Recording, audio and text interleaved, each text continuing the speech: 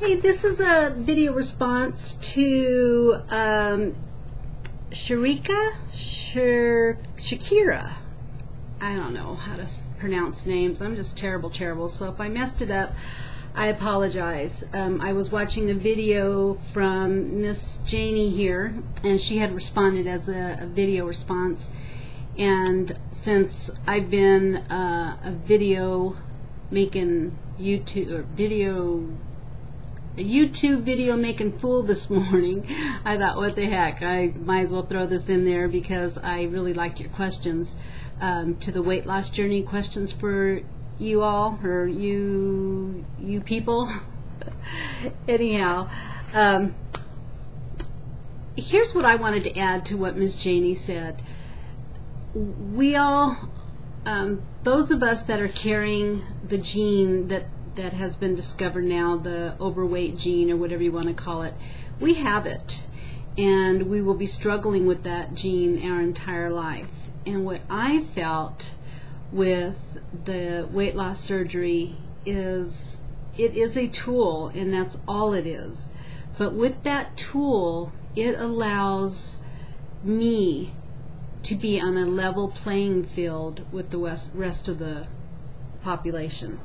And what I mean by that is, as people can eat, or a normal healthy woman that has a good strong metabolism, that doesn't have that fat gene, she could probably consume between 2,500 calories and maybe a little more, maybe even up to 3,000 calories a day if she's an active female. As with you and I and everyone else, if we were to eat 2,000, 2,500 calories a day, we would be slowly rising to where we're at now. So in order to level that playing field, we need to consume a lot less calories, and in order to consume a lot less calories, it takes a tremendous amount of willpower, stamina, drive, and this is something that we all have in spurts. Let's face it, we're not going to be 100% gung-ho in the weight loss, exercise, dieting, the whole 9 yards. If it isn't a comfortable lifestyle for the rest of our life, then we're going to fail.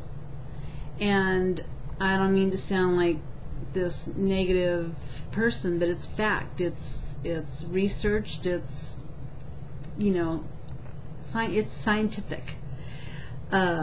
We all can lose it. Like you said, right now you're going to try and lose as much weight as you possibly can, and that's awesome. We've all been there. I'm 50 years old. I've been on just about every diet you could possibly imagine, from Weight Watchers to liquid diet, the MediFast, oh my gosh, Atkins, cabbage, you name it. But the point I'm trying to make here is, our problem in the weight loss surgery community is not in the losing of the weight. It is in the keeping it off. Once we learn how to keep it off and maintain it, then we've accomplished our goal. But we very rarely get that far in the weight loss, whole, whatever it is I'm trying to say. I'm sorry, I'm lost for words. We lose it, we maintain it for a little while, and then we get tired. And that's what it is. It's not that we're weak or dumb or lazy or anything like that. We get tired. We get tired of the constant, I can only eat 1,500 calories. And that's hard to do for any healthy person for the rest of their life. It's hard to be able to, admit that Mary over here can eat a piece of cake, 2-3 times a week and just be fine. And if I have a piece of cake 1 time a week, I'm in big trouble. I've blown my diet. And then you go to that whole, circling, forget it, I'm not even going to do it anymore, and just eat what you want to eat. And then the 10 pounds you just lost, you're going to end up gaining 15. So what I'm trying to say is, with the weight loss surgery, whether you have the gastric bypass or the lap band or the host of other surgeries out there, it allows us to be on a level playing field. it allows us to consume that 1,500 calories that our bodies can handle, and be satisfied with that amount. As Mary over here is satisfied with her 2,000, 2,500 calories a day and can maintain that weight, we can't. I can't. If I were to eat that way, like I said, I would just keep slowly gaining weight. And what the surgery has done for me is allowed me to be comfortable with that 1,500 calories. So since I am on a level playing field, I can stay in that motivated, comfortable zone, hopefully for the rest of my life. I'm exercising now. I'm feeling good.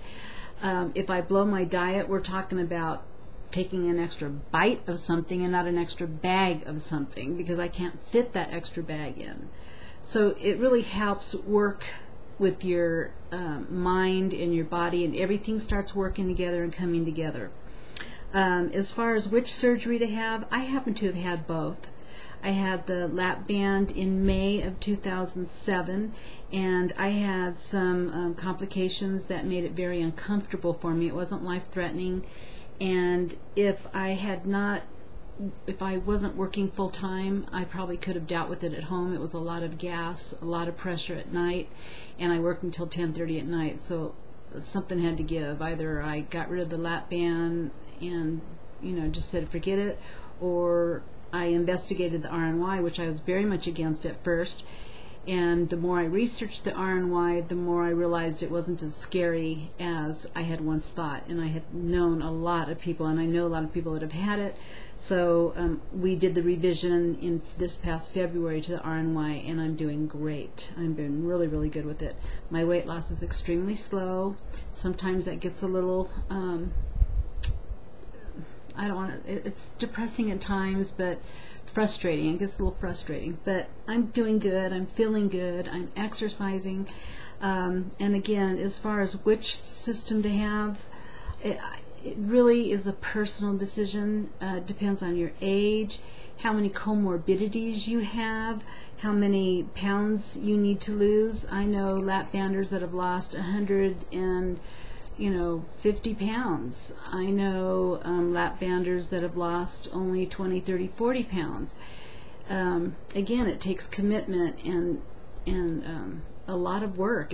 You're going to do as much work, if not more, after the surgery than you are doing right now. And I looked at my husband not too long ago when I was on the treadmill, and I said to him, did you even imagine that I would have to work this hard? So anyone thinking this is the easy way out, it is not. All it did was put me on a level playing field with the rest of the world, and it allows me to consume less calories, which makes me lose weight, which makes me feel better, and in turn it all works out to where I'm more stamina to put forth the energy that is necessary to continue to lose weight. I hope all that makes sense. So if you've got like 200 plus pounds to go, most people will opt for the RNY, because you really do need to drop those pounds in what they call the honeymoon stage. So when you get to those last 50, 60, 70 pounds where you're really going to have to work hard, it's just, it makes it an even playing field. So again, it's a personal decision. You have to weigh the pros and cons as far as how healthy are you now. Are you used to taking vitamins and all that kind of stuff? Because you're going to have to do that after the RNY. Yes, the lap band is healthier in the long run, because it doesn't have any of the malabsorption issues. But if you're already a diabetic, if you're already suffering from hypertension, if you're already doing all this kind of stuff, then in the long run the RNY is going to be better for you. So pounds, age, comorbidities, all of that's a personal decision, and I hope I helped it a little bit, and I'm going too long, so have a great rest of the day, and I hope this helped. Bye-bye.